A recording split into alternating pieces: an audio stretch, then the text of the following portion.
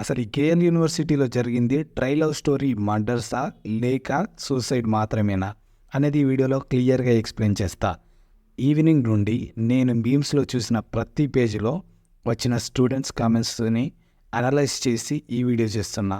ఏ కామెంట్స్లో చూసినా సరే, ఏ పేజెస్ చూసినా చాలామంది ఇద్దరు వ్యక్తులు ఒక అమ్మాయి కోసం అమ్మాయిని చంపి వాళ్ళది వాళ్ళు కొట్టుకొని చనిపోయారని న్యూస్. అది నిజమా కాదా అని మీమర్స్ కూడా చాలా పేజెస్లో అడిగారు. ఆ తర్వాత కాలేజ్ మేనేజ్మెంట్ చెప్పింది ఏంటంటే ఇదంతా ఫేక్ అని.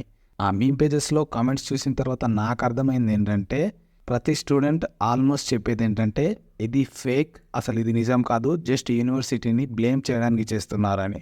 అవి చూసిన తర్వాత నాకు జెన్యూన్ అనిపించింది. ఎందుకంటే వాళ్ళ ప్రొఫైల్ విజిట్ చేసి చూస్తే వాళ్ళందరూ కూడా కేఎల్ యూనివర్సిటీ అని ఏదో ఒకటి రాసుకుంటారు కదా బైలో, అది ఉంది కూడా.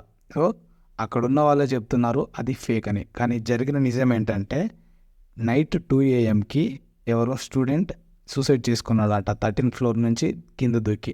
ఇది ఒకటి మాత్రమే నిజం, మిగతాదంతా ఫేక్ న్యూస్ అని కామెంట్స్లో వాళ్ళు రాస్తున్నారు అండ్ మేనేజ్మెంట్ కూడా చెప్పేసింది. బట్ దీన్నే ఛాన్స్గా తీసుకొని చాలామంది కాలేజ్ని ఫేక్ చేయడం, లైక్ డీఫేమ్ చేయడం లాంటివి చేస్తున్నారు. ఈ వీడియో ఎంతవరకు వెళ్ళిందో నాకు తెలీదు. మన ఛానల్ కొత్తది కాబట్టి ఛానల్ సబ్స్క్రైబ్ చేసుకొని సపోర్ట్ చేయండి.